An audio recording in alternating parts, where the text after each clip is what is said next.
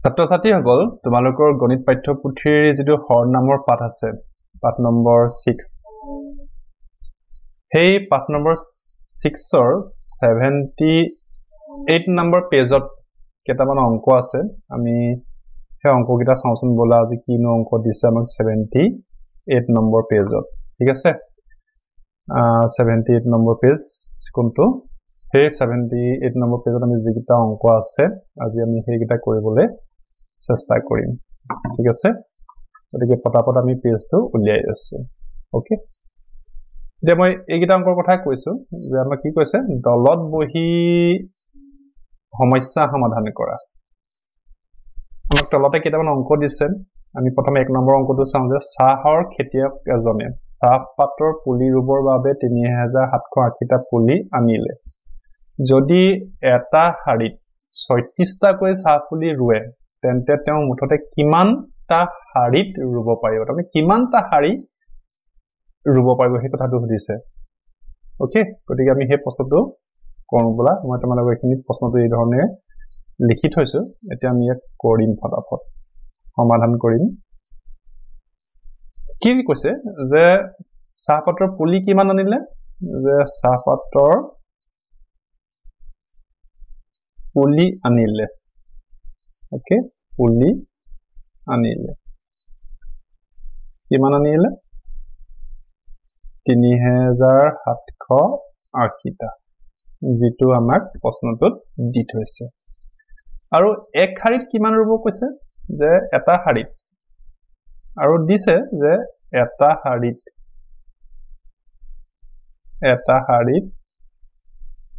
পুলি ৰুব কিমান ৰুব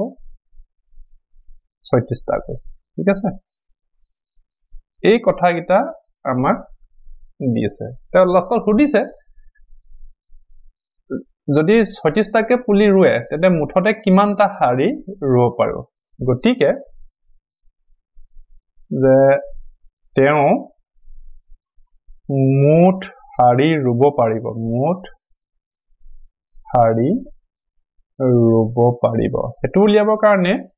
আমি কি কৰিব লাগিব এই 3780 আমি 36 ৰে হৰণ কৰিব লাগিব 36 ৰে হৰণ কৰিব লাগিব এতিয়া যদি আমি 36 ৰে হৰণ কৰি চাওঁ ঠিক আছে বাৰু আমি সাইডতে কি কৰিছো হৰণ কৰি চাওঁ 36 ৰে কি হ'ব 3780 হৰণ কৰিব লাগে আমি এবাৰ দিলো কিমান হ'ল 36 হৈ গ'ল মাইনাস কৰিলো 1 পালো 8 টো তলে নমাইলো 18 হ'ল ঠিক আছে যেহেতু আমি একেবাৰতে দুটা সংখ্যা ননমাও গতিকে আমি 18 ক কেবাৰ দিব পাৰিম 36 ৰে ভাগ কৰিলে আমি কেভাগ দিব পাৰিম 0 ভাগ দিব পাৰিম গতিকে 0 হ'ল পুনৰ মাইনাস কৰিলো 18 হ'ল নেক্সট আমি ইটো এই 0 টো নমালো 180 হ'ল এতিয়া 180 ক যদি আমি 36 ৰে ভাগ দিও কিমান ভাগ দিব পাৰিম 5 ভাগ দিব পাৰিম 6 5 গুণ 30 0 হগলিলে 3 5 15 3 18 এটো মিলি গ'ল ওকে তাৰমানে আমি কি বুজি পালো যে 3780 যদি 36 ৰে হৰণ কৰা আমি কিমান পাম এটো পালো 105 তাৰ মানে তেতিয়া হলে তেওঁ আমি আনসাৰটো কি পালো যে তেওঁ মুঠ হাৰি ৰুব পাৰিব কিমান 105টা গতিকে 105 হাৰি এখিনি লিখি তোমালোকে উত্তৰটো এনেকৈ লিখিব পাৰা উত্তৰ কিমান হাৰি ৰুব পাৰিব 105 হাৰি ওকে 105 হাৰি এটো হৈ গ'ল আমাৰ ঠিক আছে নেক্সট দুই নম্বৰতে কি গলে যে 12 জন মাছমৰীয়াই মাছ বিক্ৰী কৰি 9960 টকা উপাৰ্জন কৰিলে তেওঁলোকে গায়পতি মানে কি প্ৰতিজনে কিমান টকা উপাৰ্জন কৰিব 12 জনে কিমান কৈছে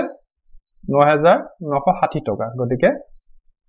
তেওঁ প্ৰতিজনে কিমান ইনকাম কৰিব এই কথাটো আমাক সুধিছে এটো মই তোমালোকক এই ধৰণে কৈ দিম এখিনি তেতিয়া ঠিক আছে পুনৰ আমি কি পাতিলো সমাধান বুলি পাতিলো ওকে সমাধান বুলি পাতিলো এতিয়া আমি লিখিম যে 12 জন মাছমৰীয়াই কি হৈছে উপাৰ্জন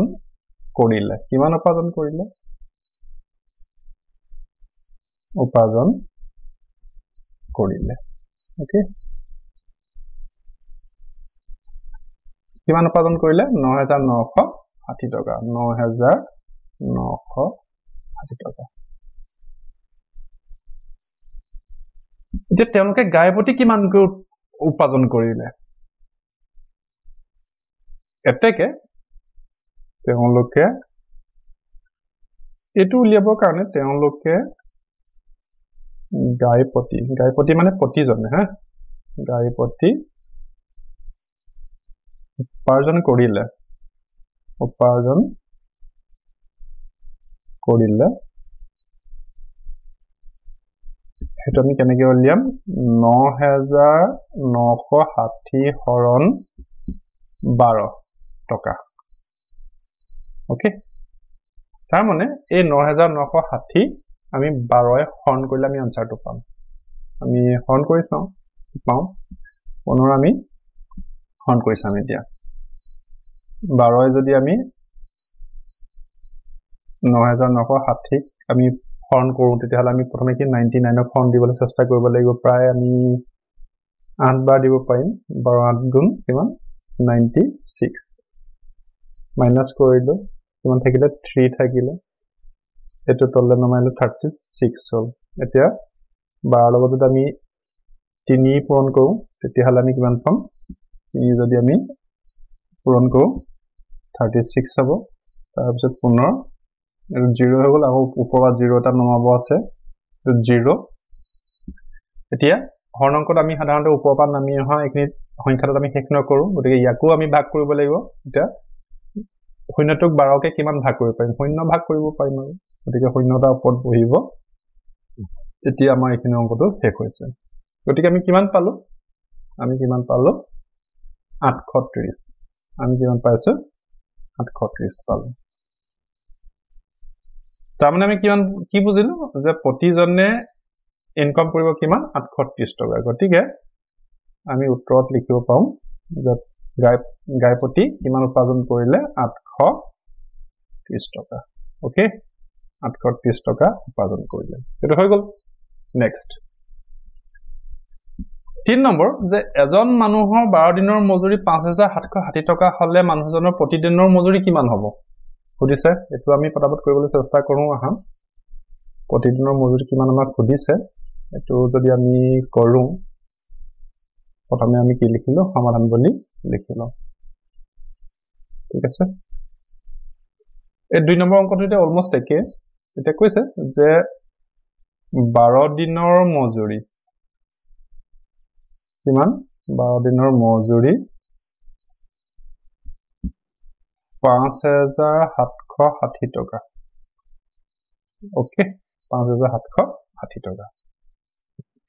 এতিয়া মানুহজনৰ প্ৰতিদিনৰ মজুৰি কিমান হৈছে গতিকে প্ৰতিদিনৰ বা এদিনৰ মজুৰি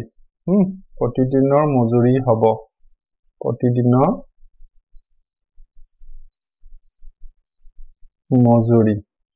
মজুৰি হ'ব কিমান 5760 হৰণ